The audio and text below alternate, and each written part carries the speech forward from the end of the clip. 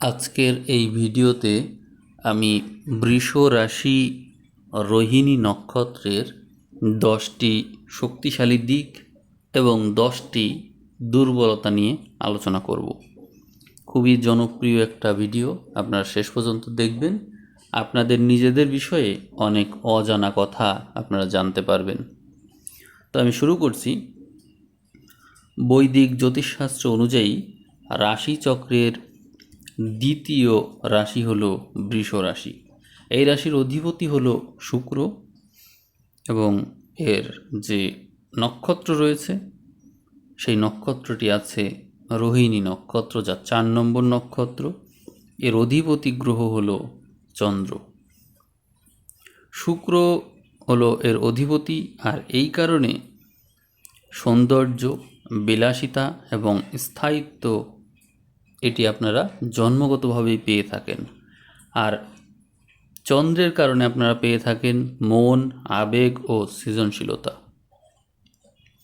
অতএব শুক্র এবং চন্দ্রের যৌথ প্রভাবে আপনাদের ব্যক্তিত্ব হয়ে ওঠে আকর্ষণীয় এবং অনন্য।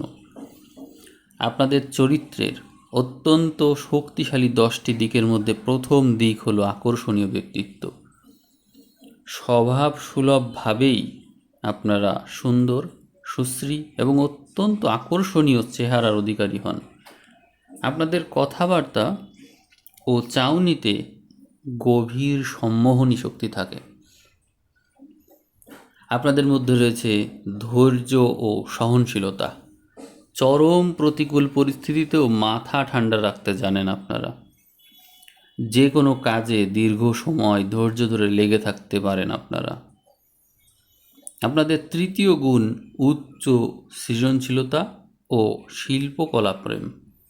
চন্দ্র ও শুক্রের প্রভাবে আপনারা গান, বাজনা, অভিনয়, লেখালেখি বা যে কোনো ধরনের সৃজনশীল কাজে পারদর্শী হন।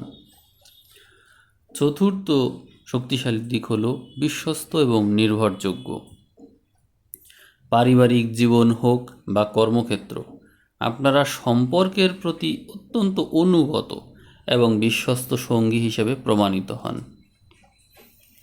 5 নম্বর শক্তিশালী দিক হলো পারিবারিক দিক দিয়ে অত্যন্ত দায়িত্বশীল। পরিবারের প্রতি আপনাদের টান থাকে অগাধ। প্রিয়জনদের সুখে দুঃখে আপনারা সব সময় ঢাল হয়ে দাঁড়িয়ে থাকেন। 6 নম্বর শক্তিশালী দিক হলো আর্থিক বুদ্ধি এবং স্থায়িত্ব। আপনারা অত্যন্ত বাস্তববাদী।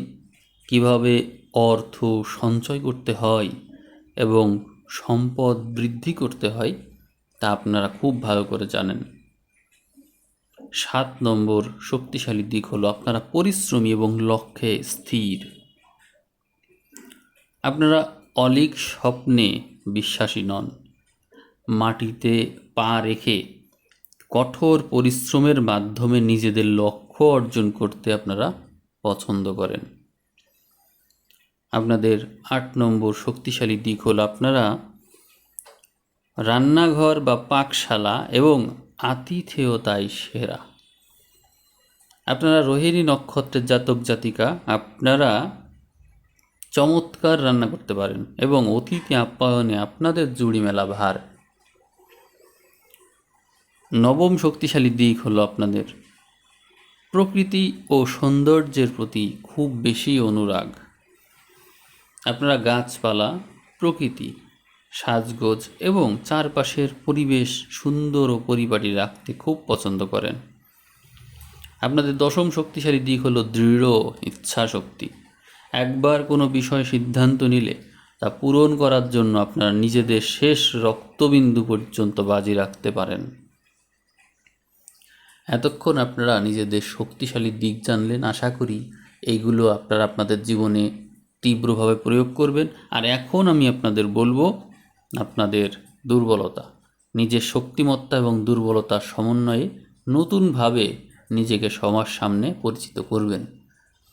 তো আমি শুরু করছি। আপনাদের প্রথম দুর্বলতা হলো অতিরিক্ত জেদ। আপনারা বৃষ রাশির প্রতীক হিসাবে ষাঁড়কে পেয়েছেন। একবার জেদ চাপলে আপনারা কারো কথাই শোনেন না, যা অনেকবার আপনাদের নিজেদেরই ক্ষতি করেছে। আপনাদের দ্বিতীয় দুর্বলতা হলো ঈর্ষা ও অধিকার প্রবণতা। ভালোবাসার মানুষ বা নিজের জিনিসের প্রতি আপনারা অতিরিক্ত পসেসিভ, যার কারণে সম্পর্কের দমবন্ধ পরিবেশ তৈরি করে ফেলেন। তৃতীয় দুর্বলতা হলো বিলাসিতা ও অপব্যয়। সুন্দর জিনিসের প্রতি মোহের কারণে অনেক সময় বাজেটের বাইরে গিয়ে দামি ও বিলাসবহুল জিনিস কিনে অর্থ অপচয় করে ফেলেন আপনারা। চতুর্থ দুর্বলতা হলো পরিবর্তনে অনিচ্ছা। চট করে নিজেদের কমফোর্ট জোন থেকে বের হতে চান না। যে কোনো ভুল পরিবর্তনকে আপনারা সহজে মেনে নিতেও পারেন না। পঞ্চম দুর্বলতা হলো অতিরিক্ত আবেগ প্রবণতা। চন্দ্রের প্রভাবে আপনাদের মন খুব দ্রুত ওঠানামা করে, মুড সুইংটা বেশি হয়, সামান্য বিষয়েও আপনারা গভীরভাবে আবেগপ্রবণ বা দুঃখী হয়ে পড়েন। ষষ্ঠ দুর্বলতা হলো আলস্য ও দীর্ঘসূত্রিতা। আপনারা কর্মঠ, কিন্তু তবুও কোনো কাজে মন না বসলে চরমভাবে অলস হয়ে পড়েন আপনারা। কোনো কাজ মাঝে মাঝে ফেলে রাখার প্রবণতাও দেখা যায়। সপ্তম দুর্বলতা খাবারের প্রতি অতিরিক্ত লোভ। আপনারা ভোজন রসিক হওয়ার কারণে প্রায়শই অস্বাস্থ্যকর ও অতিরিক্ত খাবার খেয়ে ওজন বৃদ্ধি করে ফেলেন এবং পেটের সমস্যায় ভোগেন। আপনাদের অষ্টম দুর্বলতা হলো সহজেই ক্ষমা করতে না পারা। কেউ যদি একবার আপনাদের বিশ্বাস ভেঙে ফেলে, তাকে আর সহজে ক্ষমা করতে পারেন না, মনে ক্ষোভ পুষে রাখেন। নবম দুর্বলতা স্তুতি বা তোষামত প্রিয়তা। কেউ যদি আপনাদেরকে একটু বাড়িয়ে প্রশংসা করে বা তোষামত করে, তাহলে সহজেই গলে যান, যার সুযোগ নিয়ে অনেকেই আপনাদেরকে ঠকিয়ে দেয়। দশম এবং সর্বশেষ দুর্বলতা হলো বাস্তবতা থেকে দূরে থাকা। মাঝে মধ্যেই আপনারা নিজেদের কল্পনার জগতে বা অতীতে এতটাই হারিয়ে যান যে বর্তমানের বাস্তব কাজগুলো ব্যাহত হতে থাকে। রোহিণী নক্ষত্রে জাতক জাতিকারা মূলত বিকাশ ও বৃদ্ধির প্রতীক।